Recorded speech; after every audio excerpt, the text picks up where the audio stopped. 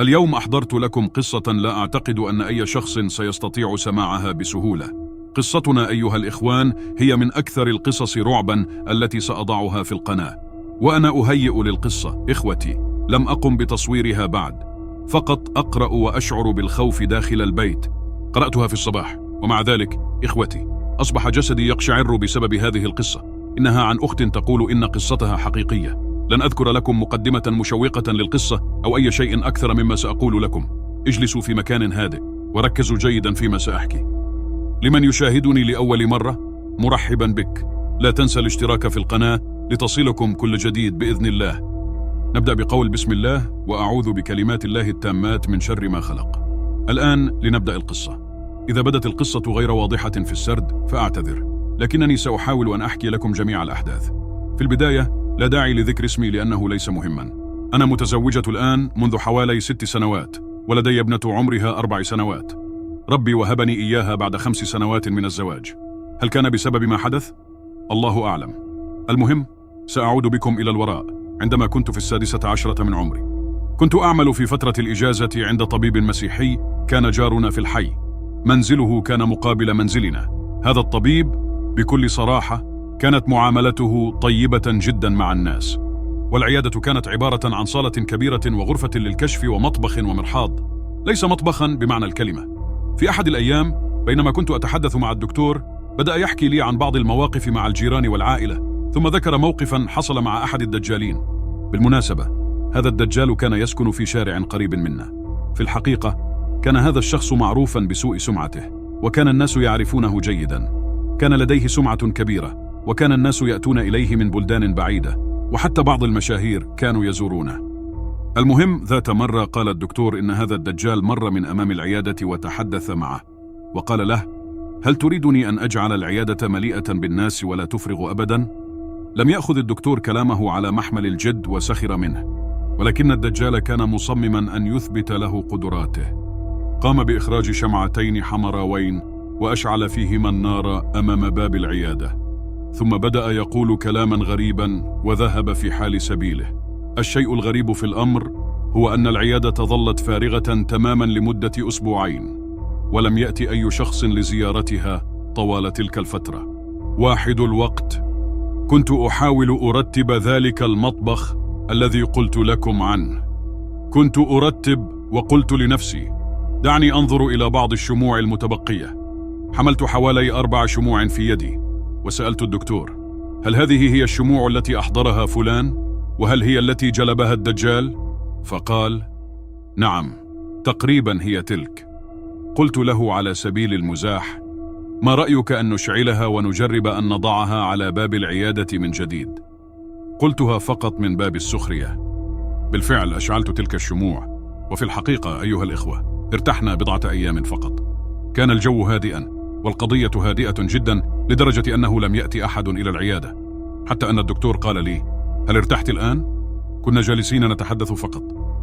المهم، بعدها بدأت أرى في أحلامي دائما الجن، ولكن كنت أحلم أنني متحكمة فيهم ومسيطرة عليهم، وأقرأ القرآن، ولكن الغريب أن ذلك الجن لم يكن يحترق أو يختفي. كانت فقط أحلام تمر، لكنها استمرت رغم أنني كنت صغيرة في العمر. الإخوة، كنت أصلي وأقرأ القرآن وأحصن نفسي، حتى مرت الأيام وتزوجت، وكان عمري آنذاك 23 سنة. بعد الزواج أصبحت أرى أشياء عجيبة جدا، أشياء جعلت شعري يشيب فعلا. شعري بدأ يشيب بعد 1 أسبوع فقط من الزواج. حدثت معي أمور غريبة بحكم أن زوجي كان دائما معي وشاهدا على كل شيء. كان ينصحني عندما أستيقظ من النوم، خاصة في الأيام الأولى من الزواج. كان يأتي إلي ويقول لي: اسمعي، ماذا أقول لك؟ أزيلي تلك الأكياس من الغرفة هناك. كانت لدينا أكياس على شكل دب. قال لي: أشعر بها تتحرك في الليل. عندما قال لي ذلك بدأت أضحك وقلت في نفسي: ما بالك؟ ما كل هذا الكلام الذي تقوله؟ ربما لأنك لم تنم جيدا. والله العظيم يا إخوتي أتحدث معكم بصراحة، مر 1 أسبوع وبدأ زوجي يعود إلى العمل بعد إجازة شهر العسل. كان يغادر في 7 صباحا، بينما كنت أظل نائمة حتى الظهر، لأنني أحب السهر كثيرا حتى منتصف الليل. لم يكن يوقظني على الرغم من أنني كنت أطلب منه أن يوقظني، لكي أحضر له الفطور وأستيقظ معه، لكنه كان يقول لي: لا، دعيك نائمة، سأدبر أمري وأفطر في العمل. في أحد الأيام نزل من المنزل وسمعت صوت الباب. ركزوا معي جيدا، من عادتي أن أستمر في سماع صوت زوجي حتى ينزل وأسمع الباب يغلق، ثم أستيقظ وأقفل الباب وراءه بالمفتاح وأعود للنوم. بعد أن سمعت الباب يغلق قلت في نفسي أنه يجب أن أستيقظ وأغلق الباب وراءه بالمفتاح. وعندما أردت الالتفاف وجدت شخصا نائما في مكان زوجي ويحتضنني من ظهري بالطريقة التي اعتاد زوجي أن يفعلها. في البداية قلت: ربما يكون هذا زوجي، ولكن تذكرت بسرعة أنني سمعت زوجي ينزل وسمعته يخرج وأغلق الباب قبل لحظات فقط. حاولت 1000 مرة أن أرى من يكون هذا الشخص، لكنني لم أستطع. كنت فاقدة القدرة على الحركة في تلك اللحظة. حاولت قراءة آية الكرسي وقرأت: ولا يؤوده حفظهما وهو العلي العظيم. وبعدها استعدت السيطرة على جسدي، ولكن الغريب في الأمر أن هذا الشيء دائما يحدث لي. وبعدها أصبحت أشعر وكأن أحدا يضربني في رأسي لكي أنام، فأغفو غفوة لا أستيقظ منها بسهولة. قلت: ربما أنا أحلم. أقرأ الأذكار والقرآن يشتغل في البيت طوال اليوم، فقلت بالتأكيد هذا مجرد حلم. لكن الموضوع يا إخوان تكرر معي كثيرا وأصبح شبه يومي، ومع ذلك لا أخبر زوجي بهذا الشيء، لأنه من النوع الذي لديه وساوس وخوف كبير من هذه الأمور. وبما أنه يشعر بما يحدث لكنه لا يريد إظهار ذلك، وأنا أيضا لا أريد أن ألمح له كي لا يفزع. يحاول المسكين أن يخبرني بأنه رأى شيئا، لكنني أكذب عليه حتى لا يضع ذلك في ذهنه. كنت أقول له فقط: اقترب من الله عز وجل وصلي ولا تخف من شيء. أحيانا أكون جالسة في الصالون وفي النهار بشكل عادي جدا، وفجأة أسمع شخصا في غرفة النوم، أو أسمع صوت 2 يتحدثان مع بعضهما، وعندما أذهب لأرى من يتحدث لا أجد شيئا، فأقول في نفسي ربما أتخيل. لكن في يوم من الأيام كنت أقوم بتنظيف المنزل، وفي ذلك الوقت كنت مشغلة بعض الأغاني بصوت عال، فأنا عندما أنظف أحب أن أسمع الموسيقى بصوت عال لأتحمس وأرقص معها كما تعلمون. مرة وأنا كنت أنظف في المنزل كان أمامي زجاج نافذة عادية، وعادة إذا وقفت أمام الزجاج يمكنك رؤية وجهك بوضوح. كنت أنظر إلى تلك المرآة، وفجأة رأيت امرأة سمراء تقف خلفي. كان شعرها مائلا وكان خشنا، وكانت ترتدي جلابية سوداء وقديمة. لا أستطيع أن أنسى هذا الموقف حتى الآن. وعندما شعرت بالصدمة التفت ورائي فلم أجد شيئا. عدت للنظر في المرآة أو الزجاج مرة أخرى، ولكن لم أجد شيئا. قلت في نفسي ربما كنت أتخيل ذلك فقط، وانتهى الأمر. مرت تلك الحادثة وحدثت مواقف مشابهة كثيرة، وكثيرا ما كنت أواجه مشاكل مع زوجي. مرارا وتكرارا كنا نقترب من الطلاق. كثيرا ما كان زوجي يقول لي إنه لم يقسم ولم ينوي الطلاق، وأنه لا يريد الطلاق، وأنا كنت أقول له: لا، أنت حلفت لي باليمين أنك ستطلقني.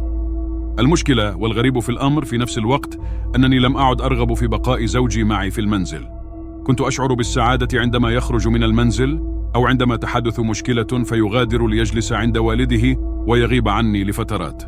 وعندما يذهب كنت أستغل الفرصة لأذهب إلى والدتي، أبقى عندها يوما أو يومين أو حتى أسبوعا. كنت أذهب وأجيء حتى أصاب بالملل، وكذلك هو كان يصاب بالملل. وعندما يشعر بالملل يذهب إلى والده ليبقى يوما أو يومين حتى تهدأ الأمور ويعود مرة أخرى. هذه هي طريقة حياتنا وعائلاتنا. في النهاية شعروا بشيء غريب يحدث بيننا، وهم متأكدون أنه يحبني كثيرا ولكنه لا يريد أن يزعجني. وفي النهاية فهموا أن هناك شيئا غير صحيح، وبدأوا في البحث عن شخص يمكنه مساعدتنا. ذهب زوجي ووالدتي عند إحدى السيدات، وتلك السيدة قالت لهم إنه يجب عليهم مغادرة المنزل فورا، لأن في ذلك المنزل في يوم من الأيام كان هناك عامل يعمل فيه، ووقع حادث وتوفي في مرحاض ذلك المنزل. أعزكم الله، وهذا هو سبب كل ما يحدث الآن. بصراحة أنا لم أقتنع بهذا الكلام. في يوم من الأيام كانت تلك السيدة تخبر جارتي بما يحدث بيني وبين زوجي، وقالت لها: حتى زوجة ابني كان حالها مثل هذا. وبعد ذلك تحدثت مع أحد الفقهاء عبر الهاتف وأمرها بالقيام ببعض الأمور، والحمد لله الآن أصبح الوضع أفضل. أخذت والدتي منها بعض الأرقام وتحدثت مع ذلك الفقيه. طلب مني أن أتحدث معه من داخل البيت، أي أن أذهب للمنزل وأتصل به، وبالفعل أجريت مكالمة معه داخل المنزل.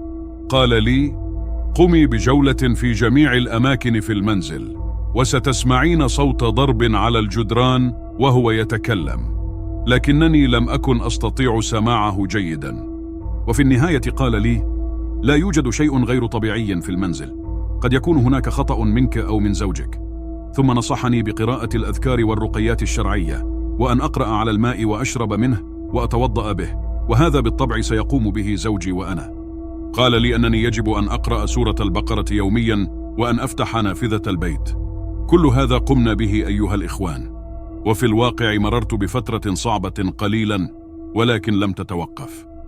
وفي يوم من الأيام تلقيت مكالمة هاتفية بعد الساعة 12 من الليل، وكان الخبر هو وفاة جدتي رحمها الله، وأطلب منكم ومن جميع المستمعين الدعاء لها بالرحمة والمغفرة، ولأمة محمد صلى الله عليه وسلم. عندما سمعت هذا الخبر في ذلك اليوم كنت أحبها كثيرا، كانت قريبة مني إلى درجة لا يمكن وصفها، وكانت تدلعني كثيرا. نحن كنا 5 إخوة، ولكن أنا كنت الأقرب إليها. ذهبت إلى منزل والدتي لكي أسافر معها، لكن زوجي في تلك اللحظة لم يستطع الذهاب معنا نظرا لظروف العمل، فقال لي أنه سيدعو لها بالرحمة. بالطبع لم أنتظر طويلا، كنت أرغب في الذهاب سريعا لرؤية جدتي قبل أن تدفن. قلت لزوجي في لحظة: هل ستنام عند والدك؟ قال لي: لا، سأظل هنا في المنزل. فقلت له: حسنا، فليعينك الله. في تلك اللحظة نزلت إلى الشارع، وعندما وصلت إلى منزل والدتي عندها اتصل بي زوجي وهو في الشارع أو من الزقاق. قال لي: أنا الآن لن أبقى في المنزل، سأذهب لأبيت عند والدي. قلت له: لماذا؟ قال لي: بعدما خرجت من البيت قمت بتشغيل التلفاز لكي ألهو بشيء وأغفو على صوته كما تعلمين، وبعد قليل سمعت حركة في آخر السرير، فقلت ربما يكون هناك لص، وعندما جئت لم أجد شيئا. رجعت للنوم مرة أخرى من جديد وأنا أمام التلفاز. توقفت وما كان هناك أي صوت، وكنت أسمع نفس الحركة في آخر السرير. عندما اقتربت لرؤية ما يحدث رأيت جني أحمر اللون، وكان يراقبني بشكل مخيف، وأصبح يتمدد ويتمدد حتى وصل لسقف المنزل، وقام بلف رأسه إلى أن أتي به بالقرب من أذني ليصرخ فيها. كانت صراخته قوية، لذلك قفزت بسرعة على الأرض، حتى أنني قمت بارتداء ملابسي في الخارج بعدما هربت من المنزل.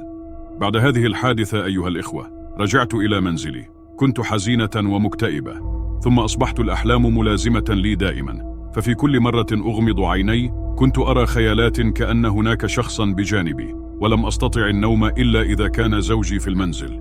في يوم من الأيام كما هو المعتاد نزل زوجي إلى عمله، استيقظت وأنا أشعر أن السرير يهتز بطريقة عنيفة، كان وكأنني أرفع منه ثم ألقى عليه.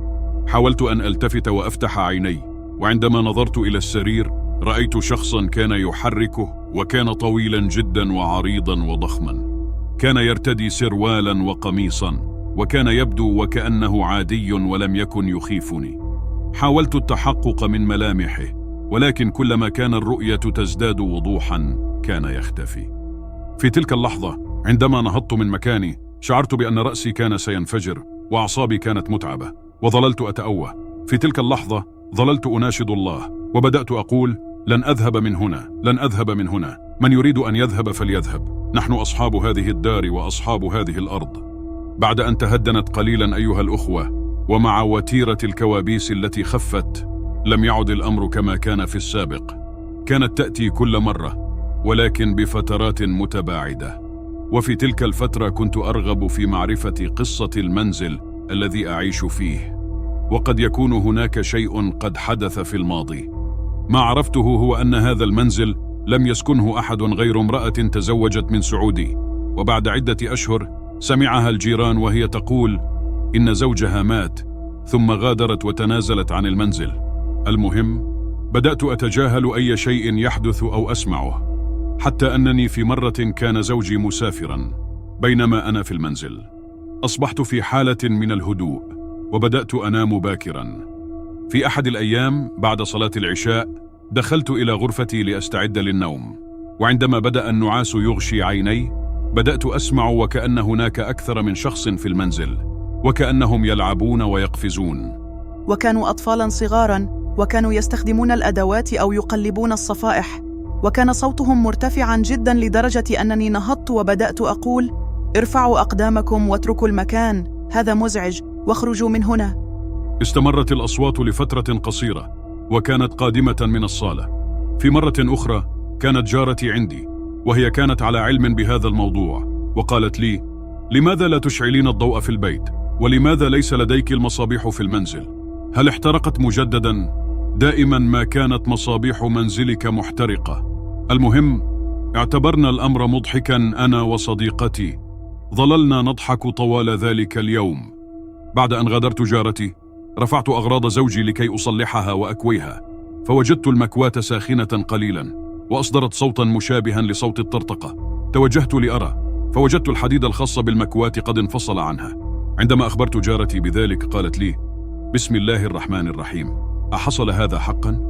انظري، لا تتدخلي في شيء لا يخصك، ولا تتورطي في أي أمر، وإلا سيصبح الأمر معقدا عليك. في المرة القادمة ضعي المكواة في مكان آخر.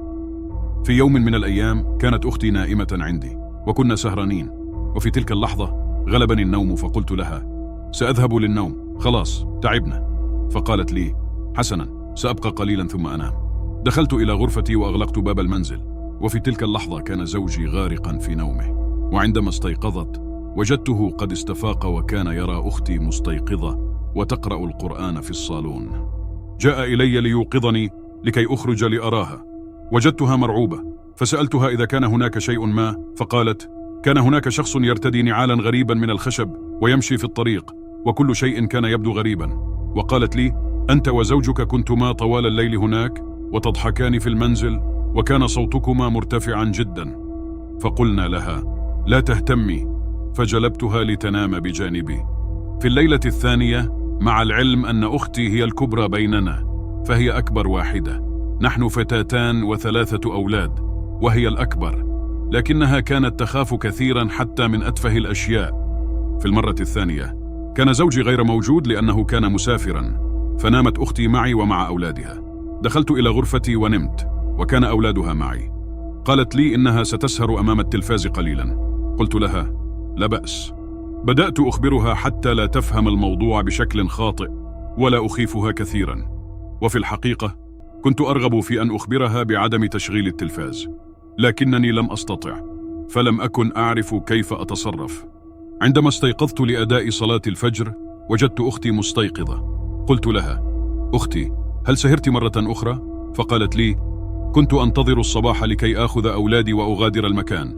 فقلت لها: ماذا حدث؟ فأجابت: طوال الليل كنت أسمع الناس يتحدثون، وكنت أسمعك أنت وأولادي.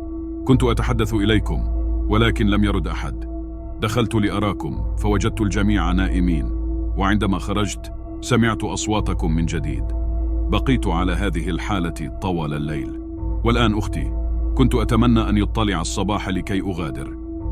قلت لها: تعوذي بالله من الشيطان الرجيم ونامي حتى الصباح. فقالت لي: لا، سأذهب، ولا تخبري الأولاد شيئا. هناك أيها الإخوة بقينا مسترخين حتى طلع الصباح في تلك اللحظة، ولم تتحدث معي. أخذت أولادها وذهبت وتركتني وحدي. مرت الأيام وحملت بابنتي، وكان حملها معجزة بمعنى الكلمة، لأننا لم نكن نتوقعها في تلك الفترة. كانت الأمور الغريبة ما تزال تحدث، ولكن لم يكن الأمر سيئا كما كان في البداية. بدأنا نتعود على ذلك، وأنا لم أوافق على الذهاب عند الفقهاء أو المعالجين أو أي شخص حتى لا أرتكب الذنوب والخطايا، وأصبح أعتبر نفسي قد لجأت إلى شيء غير الله أو استعنت بأي شيء آخر. مرت فترة وبدأت أحلم بشخص مغطى من رأسه إلى قدميه بالكفن، لا يظهر منه شيء سوى الكفن الذي يغطي جسده. كنت أسأله: من أنت؟ فيتغير شكله فجأة ويصبح كضابط أو جندي في الجيش، وقال لي: لقد أصابني شخص ب6 رصاصات وقتلت ودفنت في أرض بنايتكم. فسألته: هل كنت أنت من يفعل بي تلك الأفاعيل؟ فأجاب: نعم، ولكن عندما رأيتك تصلين وتقرأين القرآن بدأت أفعل مثلك وصرت أتقي الله. ثم عاد شكله إلى ما كان عليه بالكفن ودخل البيت كما كان. المهم، كما قلت، بدأنا نتعود على ذلك إلى حد ما. في يوم من الأيام تركت ذلك المنزل وذهبت إلى حال سبيلي، وحتى صاحب الدار باعها. والغريب في الأمر أن الذي اشترى الدار لم يمض فيها 2 شهرين كاملين حتى رحل منها وعرضها للإيجار، وللأسف لم يتم تأجيرها إلى حد الآن. لا يزال المكان فارغا. في يوم من الأيام ذهبت والدتي مع زوجي إلى تلك السيدة التي أخبرتهم بأنه يجب عليهم إفراغ المنزل. وبعد أن عاد زوجي إلى المنزل بينما انصرفت أمي، بقيت جالسة، وأثناء جلوسي مع زوجي في الصالون سمعنا صوتا غريبا كأنه فرقعة قادمة من المطبخ. ظللنا في مكاننا ثم دخلنا لنرى ما يحدث، وما سترونه لم تصدقوه. دخلنا إلى المطبخ ووجدنا أن الخزانة كانت مفتوحة، وفي داخلها كانت بعض الأواني مربوطة عليها الأقمشة، كما كانت الأطعمة مبعثرة على الأرض. الخزانة كانت مفتوحة على آخرها، والأشياء كانت قد سقطت على الأرض وكانت على الرخام، يعني كان المسافة بينها وبين الأرض أقل من نصف متر. وكان الصوت الذي سمعناه هو نتيجة السقوط، والذي كان قويا جدا. من المفترض أنه كان يجب أن يسقط من مسافة بعيدة حتى نسمع هذا الصوت. المهم، في تلك اللحظة كنا ننظر إلى بعضنا البعض، وفجأة سمعنا صوتا آخر قادما من الصالون. ذهبنا لنتحقق، فوجدنا الثريا محطمة على الأرض. كانت هناك بعض الفوضى، والله كل شيء قد وقع وتهشم على الأرض. والمشكلة هي أن الثريا قد وقعت بالقرب من الشباك، والشباك كان مفتوحا، لذلك كيف سقطت الثريا بالقرب من الشباك بهذه الطريقة؟ كنا خائفين بحكم أننا نسكن في الطابق الخامس. كنا نخشى أن يقع شيء من الأعلى ويصيب أحدا بالأسفل ويحدث كارثة. المهم، مر ذلك اليوم بسلام. في مرة أخرى أحضر زوجي شخصا يعرفه وهو متخصص في هذه الأمور. كان الوقت في الصباح الباكر. ذلك الشخص الذي جاء به زوجي لم يكن كبيرا في العمر. عندما وصل إلى المنزل كنت أراقبه من إحدى الغرف. عندما رأيت ذلك الشخص ظللت أراقبه وأتفحصه، لأن ملامح وجهه أوحت لي بأنه ليس الشخص المناسب أو المؤهل للقيام بهذا العمل. لم أكن أرغب في أن يفعل أي شيء، لأنني كنت متأكدة أنه ليس خبيرا في هذا المجال. كان زوجي في المنزل، وبطبيعة الحال اضطررت للصمت وتركته يتصرف كما يشاء. المهم، قال لي الشخص: قفي أمامي، وبدأ يقول كلاما من القرآن الكريم.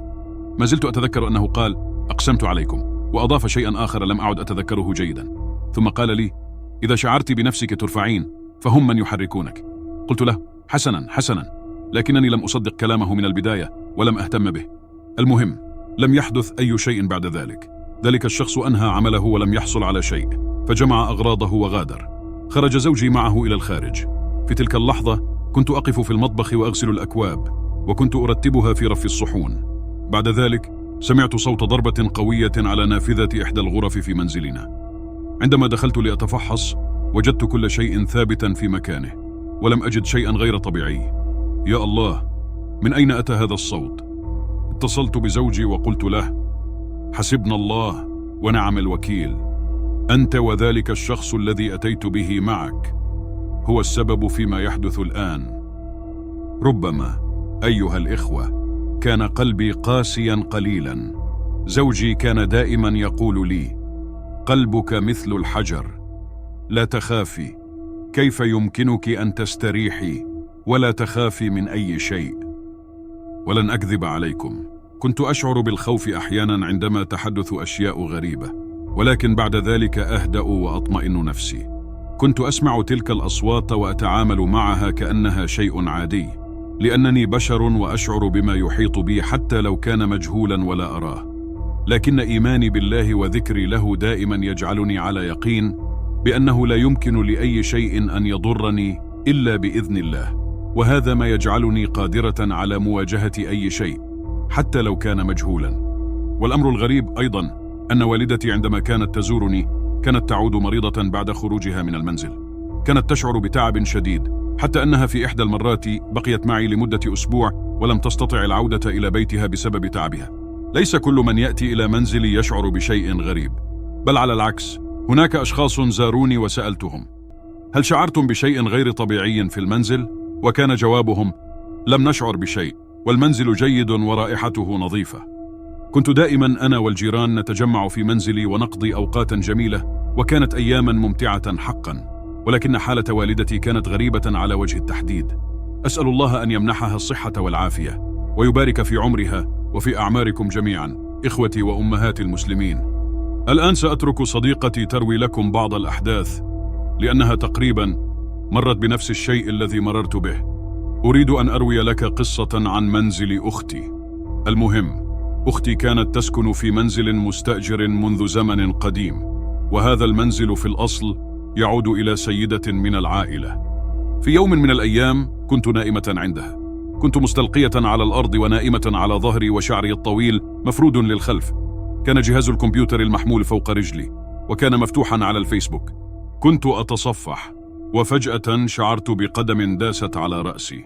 أختي كان لديها ولد وبنت في ذلك الوقت، وكانوا نائمين في غرفهم.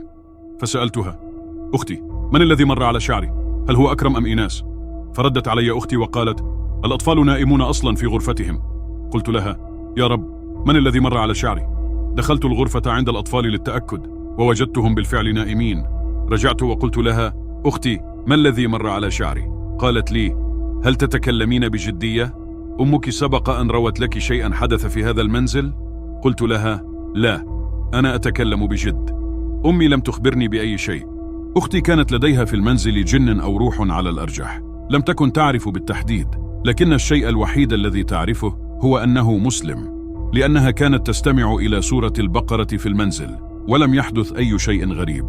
في أحد الأيام كنا نقوم بتنظيف المنزل، وبعدما انتهينا استلقينا ونحن في حالة تعب.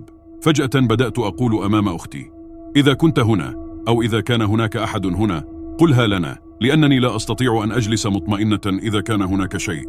أنا هكذا بطبيعتي. في تلك اللحظة كنت أرتدي تيشيرت وملابس خفيفة خاصة بالنوم. صدقوني إخوتي، سمعت 3 طرقات أو خبطات على نافذة الغرفة، والبيت أصلا في الطابق الأخير. خفت كثيرا وقلت لأختي: لا أختي، هذا يكفي. اعلن توبتي عن هذا الفعل، لن أعود إليك مرة أخرى. ثم أخذت غطاء ووضعته على رأسي واستلقيت للنوم. مرة أخرى كنت جالسة في الصالون، والصالون مفتوح على المطبخ. بدأت أسمع صوتا مثل شخص يمسك كوبا ويحركه. ناديت وقلت لأولاد أختي: أنس، هل تشرب الماء؟ ولكن لم يرد علي. بعد قليل ارتفع الصوت أكثر، فقلت لابنة أختي بصوت عال: هل تشربين الماء؟ من فضلك يا عزيزتي، إذا كنت تشربين أحضري لي كوب ماء معك. ردت من غرفتها الأخرى وقالت: أنا لا أفعل شيئا، أنا في غرفتي. نهضت وذهبت إليها في الغرفة، وبدأت أبحث عن كوب ماء عندها في الغرفة لأتأكد إذا كانت هي فعلا تشرب الماء أم لا، لكن لم أجد أي كوب. فقالت لي: ربما الآخرون الذين في البيت يشربون شيئا. وقالت ذلك بطريقة عادية جدا. مرة كانت زوجة أخي معنا في البيت، وأرادت أن تدخل إلى المرحاض. أعزكم الله، في تلك اللحظة كان أخي وابل عروس، يعني زوجة أخي، معنا. كنا مجتمعين ونتحدث عن موضوع يتعلق بما كان يحدث في البيت. هناك بدأت زوجة أخي تشعر بالخوف، ولم تستطع الذهاب إلى المرحاض وحدها. نهض أخي ووالدها ووقفا أمام الباب، وبدأ يسخران من الجن ويضحكان عليه. قالا: إن كنت رجلا اخرج الآن، إن كنت سيدا وعزيزا أظهر نفسك الآن، وإذا لم ترد الخروج قم بإعطاء إشارة أو افعل شيئا لتثبت أنك موجود هنا. وانتظرا قليلا. بعدها ذهبت زوجة أخي إلى المرحاض، فتحت الباب، وفور فتحه انفجرت لمبة المرحاض وتكسرت، وبدأت تصرخ بصوت عال. في تلك اللحظة تجمد أخي ووالدها في مكانهما. في يوم آخر كنت مدمنة على التدخين، عفى الله عن الجميع. كنت أدخن سيجارة قبل النوم، وبعد أن انتهيت وضعت علبة السجائر والولاعة تحت الوسادة التي أنام عليها. نمت، وفي صباح اليوم التالي بحثت عن علبة السجائر في مكانها ولم أجدها. استمرت الحيرة حتى قالت لي أختي: انهضي معي لنشتري بعض الأغراض، وعندما نعود ستجدين علبة سجائرك في مكانها. وبالفعل خرجنا وعدنا. ووجدت علبة السجائر والولاعة تحت الوسادة حيث كنت قد وضعتها. مع العلم يا إخوتي، أقسم بالله العظيم أنني قبل أن أخرج قمت بترتيب السرير وتفتيش الوسائد وكل شيء، ولم تكن موجودة في مكانها. هناك العديد من القصص والمواقف الغريبة التي تحدث في البيت، لكنها لا تؤذي أحدا، لا أختي ولا أطفالها، فقط تشعر أنهم موجودون معك، ولا نعرف ماهية هذا الشيء، هل هو جن أم شبح أم ملاك، الله أعلم. كل ما نعرفه أننا لا نفهم ما هو. حدث معنا موقفان لا زلت أتذكرهما جيدا في نفس المنزل. في أحد الأيام لم تكن أختي في المنزل، وكان المنزل فارغا حتى أنا لم أكن فيه في ذلك الوقت. سمع الجيران صوت أغاني وضجيجا قادما من أعلى في ذلك المنزل الخاص بأختي. صعدت إحدى جاراتها لتشاركها السهرة باعتبار أن هناك تجمعا أو حفلة، لأن من يسمع الصوت يظن أنها حفلة. عندما صعدت وطرقت الباب لم يرد عليها أحد، حيث كان صوت الأغاني عاليا جدا ومسموعا من داخل المنزل. بعد ذلك بقليل اتصلت الجارة بأختي عبر الهاتف وقالت لها: افتحي لي الباب، أنا واقفة بالخارج، يبدو أن لديك ضيوفا ولم تخبريني عن الأمر. فردت عليها أختي قائلة: أنا لست في المنزل بل في السوق. وعندما عادت أختي والتقت بالجارة أخبرتها الجارة.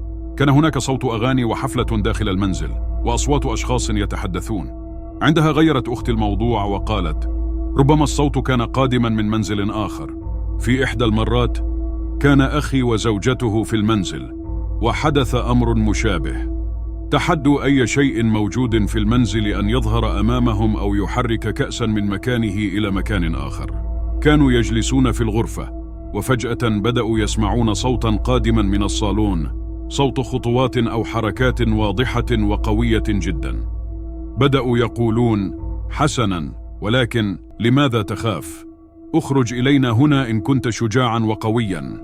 في تلك اللحظة الصوت القادم من الصالون أصبح أعلى من ذي قبل، وعندما وضعنا صورة البقرة في المنزل أصبحنا نشعر بحركة أكثر وضوحا، مع العلم أنني لا أؤمن بالجن ولا أصدق مثل هذه الأمور. المهم، خلاصة القول، هذا البيت الذي كانت أختي تستأجره لم يستطع أي شخص العيش فيه، ولا أحد يبقى فيه لمدة طويلة. وكانوا يقولون إن الأغراض تتحرك من مكانها بنفسها، ولا شيء يبقى في مكانه في ذلك البيت، لا أدوات المطبخ ولا الملاعق. يقولون إنه بيت مسكون، وكان يتم سماع أصوات فيه، أصوات أشخاص وكلام كثير. وهناك العديد من القصص التي حكاها الجيران الذين سمعوها في بيت أختي. ذات مرة وفي ليلة رأس السنة كنا نقيم حفلة في ذلك البيت. أختي دعت الجيران ونحن دعونا صديقاتنا، وعندما انتهت الحفلة عادت كل واحدة منا إلى بيتها، وبقيت أنا ووالدتي فقط عند أختي. في ذلك الوقت كان معنا بعض الجارات القلائل اللواتي بقين معنا. واحدة من الجارات كانت لديها توأم، فقمنا أنا وأختي لنرافق تلك الجارة وأطفالها إلى بيتها. وقبل أن ننزل جلسنا لنشرب قهوة. جارتنا تلك كانت تسكن أسفل شقة أختي في نفس العمارة. عندما انتهينا من قهوتنا وحديثنا ونحن على وشك الخروج، رأينا والدتي جالسة على كرسي بجانب الصالون الذي يطل على الباب. ذهبت الجارة لتلقي التحية على والدتي قبل أن نغادر، ولكن والدتي بدت منزعجة، وعندما رأتنا نظرت إلينا بدهشة شديدة وقالت لنا: هل أنتم هنا؟ ماذا تفعلون هنا؟ أليس من المفترض أنكم ذهبتم للتو إلى الغرفة لتناموا؟ أجبناها: لا، كنا للتو جالسين بجانبك في الغرفة نشرب قهوتنا. ونظرت إلينا بدهشة كبيرة. قالت لي: الباب فتح ورأيت واحدة تمر، ثم دخلت إلى الحمام، وكانت الثانية في المطبخ. كنت أراها في المطبخ وهي تغسل الصحون، وبعد ذلك دخلت إلى غرفة النوم وهي غاضبة لأن أحدا لم يشكرها على غسل الصحون، ولم يقل لها أحد تصبحين على خير. بالطبع كانت هذه القصة مفاجئة بالنسبة لنا أيها الإخوة. لم أفهم أنا ومن كانوا معي شيئا، فقالت لنا: من هؤلاء الذين رأيتهم؟ فأجبنا: هذا هو حبيبنا الذي يعيش معنا، نقصد الجن. سميناه حبيبنا لأننا لا نعرف عنه شيئا بالتحديد، ولهذا اخترنا له هذا الاسم. تركت لكم هذه القصة لأنها أطول من الأولى، وأردت إضافة قصة أخرى عمدت إلى أن تكون هذه هي التالية، لأنها الأكثر إثارة ورعبا، ولأنها هي التي كانت موجودة في البداية من عند أختنا خديجة. ولكن قبل أن أبدأ في سرد القصة أريد أن أسألكم: هل سبق لكم أن ناديتم الجن وبدأتم في الاستهزاء بهم؟ وهل يمكنهم فعلا الظهور؟ سنعيش معا أجواء القصة مع أختنا خديجة، وسنتعرف على الكثير من التفاصيل. تقول خديجة إنها كانت تطلق النكات على الجن، وكانت تروي القصص عنهم لأفراد العائلة، وكانت دائما تستهزئ بهذا الموضوع.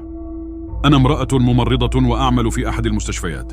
سمعت العديد من القصص عن أن هذا المستشفى الذي أعمل فيه مسكون بالجن، ولكنني كنت أضحك دائما وأستهزئ بهم وأقول: إذا كانوا موجودين لماذا لا نراهم؟ إذا جاءوا إلينا سنقدم لهم العلاج مجانا، مرحبا بهم. يدخلون من هذا الباب ويخرجون من ذلك الباب. كانت هذه كلمات من باب الاستهزاء والسخرية.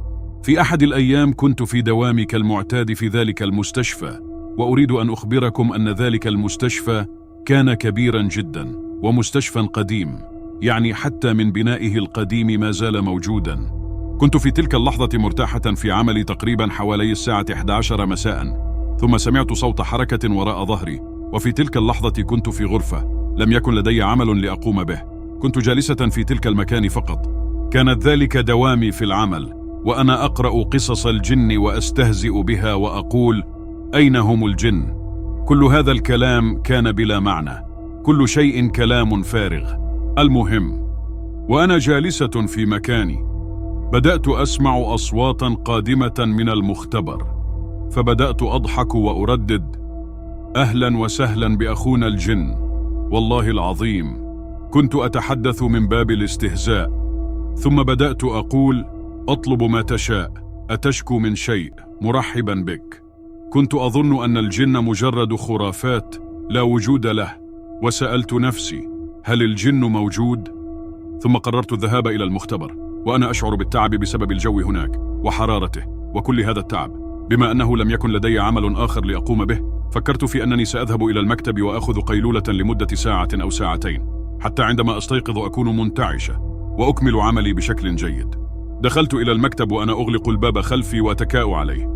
كنت أشعر بشيء غريب، كأن هناك شخصا قويا جدا هناك، وكنت على وشك أن أغفو، لكنني لم أشعر بنفسي حتى بدأت أغرق في النوم. كنت أعتقد أن الباب الذي كنت قد أغلقته قد فتح. في تلك اللحظة كنت مستلقية على أحد البطانيات، وعندما فتحت عيني شعرت وكأنني أرى شيئا غريبا. كانت هناك فتاة صغيرة في عمر 5 سنوات ترتدي ملابس بيضاء. دخلت من الباب وكان لها شعر طويل. قالت لي أنها فتحت الباب ووقفت، وأنا فقط كنت أنظر إليها. لم تتكلم ولم تقل شيئا، ولكن ما جعلني أستغرب هو أن جسد الفتاة كان يشبه جسم طفلة في عمر 8 سنوات، لكن وجهها كان يبدو وكأنها امرأة مسنة. لم أكن أعرف هل هي طفلة أم امرأة، ولم أفهم ما كان يحدث، لكنني لم أخف. استمريت في النظر إليها. كنت أراقبها صعودا وهبوطا، أرى ما تفعله قليلا. ثم تحدثت معي بصوت مرتفع وقالت: أنت هي، أنت التي كنت تتكلمين. عندما سمعت صوتها بدأت أنطق بصوت مرتفع أيضا، وفزعت من مكاني. ثم عندما تعبت وفتحت عيني جيدا اكتشفت أن الباب فعلا كان مفتوحا، بالرغم من أنني كنت قد أغلقته. ثم شعرت بالخوف لأول مرة، وبدأت أتحدث مع نفسي قائلة: هل ما رأيته كان حلما أم ماذا؟ كنت في حالة من الذهول، لم أتمكن من فهم ذلك. شعرت بالخوف ولم أستطع البقاء مرتاحة في المكتب. كان عقلي مشوشا، فقلت في نفسي أن ما رأيته كان مجرد حلم لا أكثر. خرجت من المكتب وتمشيت هناك، وكنت أتلفت هنا وهناك وخائفة. شعرت بخوف لا يمكن تحمله. كنت أقصد مباشرة صالة كبيرة عندنا في المستشفى، وهي صالة الاستقبال. كانت هناك صديقتي تعمل، وفي تلك اللحظة كانت هي أيضا في الاستقبال، فدعتني لمرافقتها، وبدأت أتكلم معها وأحاول أن أزيل ذلك الخوف الذي شعرت به. بعد قليل، أقسم بالله، بدأت أرى أمام عيني فتاة دخلت إلى المكتب قادمة، وكانت تمشي وتنظر إلي. ثم جلست على أحد كراسي الاستقبال. بدأت أراقبها. قالت لي صديقتي: وجهك يبدو متفاجئا، ماذا يحدث؟ هل أنت خائفة من شيء؟ فأجبت: لا، أنا لست خائفة، ولكن ألم تري تلك الفتاة؟ ماذا تفعل هنا؟ من تكون؟ ومع من جاءت؟ كما قلت لكم سابقا، إن جسد الفتاة في سن 30، وكانت ترتدي الأبيض وشعرها طويل، لكن كما أخبرتكم كان وجهها يبدو كوجه امرأة مسنة. جلست على تلك الكراسي وأصبحت أراقبها فقط، ثم نهضت مع صديقتي وقلت لها: انظري إلى هذه الفتاة. فقالت لي صديقتي: لا يوجد أحد هنا، لا أحد هنا، لا يوجد شيء، لا شيء. وقالت لي: ربما أنت مريضة وتحتاجين للنوم. وأضافت: وجهك أصبح شاحبا، يبدو أنك تعرضت للذعر، وهذا جعلك تبدأين في تخيل أشياء. قلت لها: أنا أتكلم معك وأشاهدها الآن. وكانت الفتاة تنظر إلي، وكانت ابتسامتها سيئة لدرجة أنني كنت مصدومة جدا وأنا فقط أشاهدها. في النهاية أدركت أن صديقتي لم تكن ترى ذلك، بل أنا من كنت أراه بمفردي. كنت أشاهدها وأنا في صدمة، والفتاة كانت تصعد وتنزل بعينها أمامي وتبتسم بابتسامة شريرة. تحدثت مع صديقتي وقلت لها: انظري، الفتاة تراقبنا وتضحك. ثم قالت لي: لا يوجد أحد، أختي خديجة، أتسخرين منا أو ماذا؟ هل تحاولين تخويفنا؟ قالت صاحبة القصة: أقسم لكم أيها الإخوة أنني نظرت لصديقتي لحظة واحدة، ثم التفتت مرة أخرى جهة الفتاة لأجدها قد اختفت. ثم بدأت صديقتي تتحدث إلي وتقول لي: يبدو أنك متعبة، اذهبي للنوم وارتاحي، وأذكري الله إن كان هناك أي طارئ فسأوقظك. بدأت أفكر مع نفسي: ربما كان هذا مجرد وهم، ولكن بسبب تعبي ذهبت للنوم في سريري وأغلقت الباب قليلا، وكنت أريد أن أغفو وأستريح. ولكن في اللحظة التي فتحت فيها عيني، سبحان الله، شعرت أن جسدي مشلول ولم أتمكن من تحريك أي جزء منه، وكأنني غير قادرة على الحركة. ولكنني رأيت الفتاة في الغرفة مرة أخرى، وأقسم بالله العظيم أنها كانت أمام السرير، وأنا فقط كنت أراها بعيني ولا أستطيع أن أتحدث أو أتحرك أو أفعل أي شيء. كنت أشعر أن روحي ستغادر جسدي. بدأت في الاقتراب مني وابتسمت. بقيت تقترب حتى أصبح وجهها أمام وجهي، ثم ابتسمت وقالت لي: أنت من ناداني. هنا كاد قلبي أن يتوقف. بعدها توجهت الفتاة نحو الباب الذي كان مغلقا، وفي تلك اللحظة انفتح الباب وخرجت الفتاة، وأنا شعرت أن جسمي بدأ يتحرر، وعدت للوعي وقفزت من مكاني. كنت أردد آيات من القرآن وأقول: بسم الله، هل يعقل ما رأيته؟ بحياتي لم أؤمن أبدا بهذه الأمور. كنت أقول في نفسي: هذه خرافات. بدأت أردد آيات من القرآن، وحاولت أن أراجع نفسي. فكرت أن الجن مذكور في القرآن، وكانت الكثير من الأفكار تدور في ذهني، وفي نفس الوقت كنت أقول: لا، هذا مجرد وهم. والله العظيم كنت أحاول طرد هذه الفكرة من ذهني لدرجة أنني نهضت ووقفت وحاولت أن أشغل نفسي بشيء آخر لكي أتجنب هذه الأفكار. ذهبت إلى المختبر أو غرفة تعقيم الأدوية، وقررت أن أشغل نفسي بتعقيم الأدوية الموجودة هناك. وبينما كنت في غرفة التعقيم مرتدة الوزرة البيضاء، شعرت بشخص يمسك بطرف الوزرة من الخلف، وعندما التفت وجدتها تلك الفناة مرة أخرى، وكانت تجرني وتقول: خديجة. من شدة الرعب صرخت بصوت عال. في تلك اللحظة جاءت صديقتي وهي تقول: بسم الله عليك، بسم الله عليك، ماذا حل بك يا أختي؟ كنت خائفة جدا، وكنت تشير إلى الفتاة التي كانت تقف هناك، لكن عندما استدارت صديقتي لم تجد شيئا، فعاتبتني قائلة: هل أصابك الجنون أم ماذا؟ فأجبتها: انظري، ها هي الفتاة، هي هنا أمامنا. وما زالت أتذكر في تلك اللحظة وضعت يدها على رأسي وقالت: واضح أنك متعبة، تعالي معي. ثم أخذتني إلى كرسي وأجلستني وقالت: أختي، ما هذا الشيء؟ فأجبتها: هل جننت؟ لا يوجد أحد هنا غيرنا، فقط أنا وأنت. فقلت إنها كانت تتحدث معي، وأنا كنت أرى الفتاة تمشي أمامنا قادمة. فقالت لي صديقتي: أنت ربما تأثرت، يمكن أن تكونين ممسوسة بالجن، ربما غدا سأخذك إلى الشيخ ليقرأ عليك. وفي تلك اللحظة بدا لي أن باب الغرفة كان مغلقا، لكنه كان يخبط علينا، ثم بدأنا نسمع صوتا وكنا نصرخ بشدة. في تلك اللحظة بدأت صديقتي في قراءة القرآن، وتكرر قول بسم الله بسم الله، وقالت لي: أختي، لنخرج من هذا البيت، هناك شيء أو شخص معنا هنا. تقول صاحبة هذه القصة: أنا فرحت في تلك اللحظة لأن صديقتي صدقت أخيرا أنني فعلا كنت أرى فتاة هناك. خرجنا من ذلك البيت وذهبنا إلى غرفة الاستقبال التي تحتوي على الصالة الكبيرة. أنا وصديقتي كل واحدة فينا جلست وسكتت، وكنت أفكر في ذلك الشيء وصدمنا. هي كانت بين التصديق وعدم التصديق، وأنا في نفس الوقت كل لحظة كنت أرى الفتاة وهي تعرف أنني أراها. كنا جالسين في مكان وسمعنا، أقسم بالله كنت أسمع صوت خطوات مثل صوت كعب امرأة، وكان الصوت واضحا. الصوت كان واضحا وهو يذهب ثم يعود. بدأت صديقتي تنظر وكانت مصدومة، وأنا أيضا كنت أرى هناك وهي تقترب. عيني كانت في آخر الصالة، وأرى ظلا أسود يشبه امرأة ترتدي الأسود ويختفي في لمح البصر. قلت لصديقتي: هل رأيت ما رأيت؟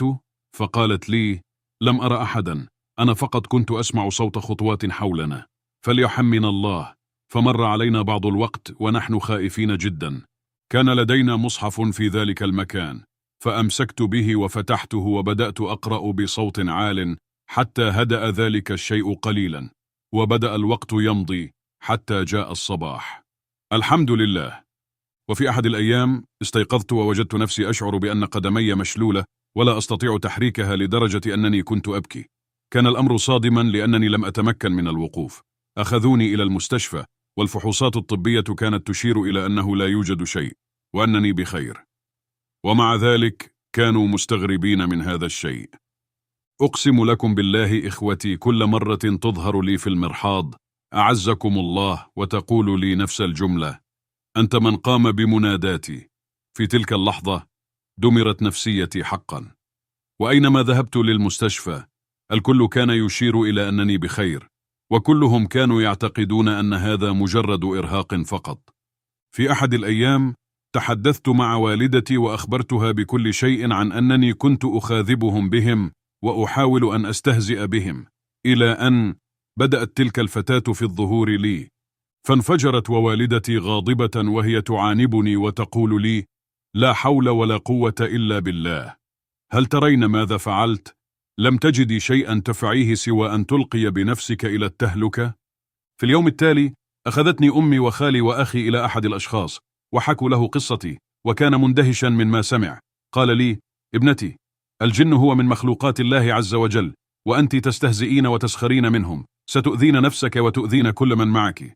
المهم بدأ يقرأ عليا ويقرأ ويعيد. والله العظيم كنت أراها أمام عيني وتصرخ بصوت عال. وصلت تلك الحصص لمدة 5 أيام، وكنت أرى تلك الجنية تضعف يوما بعد يوم، وتضعف وتضعف، حتى الحمد لله بفضل الله اختفت من حياتي تماما. بعد ذلك أعطاني الفقيه بعض الأذكار، وقال لي أنه يجب علي دائما أن أذكرها وأقرأ آية الكرسي. تقول صاحبة القصة: في يوم من الأيام قدمت استقالتي من هذا المستشفى، وحافظت على صلاتي وأذكاري، وكانت آية الكرسي دائما ملازمة لي، وكنت دائما أقرأها. تألمت بصراحة بسبب استهزائي بهم. حتى هنا انتهت قصصنا. إخوتي، لا تنسوا أن تتركوا لنا إعجابا، وتشاركون المقطع مع أصدقائكم، وتكتبوا لنا تعليقا جميلا، وأخبرونا إذا كان هناك شيء يمكن أن نقدمه لكم. السلام عليكم ورحمة الله.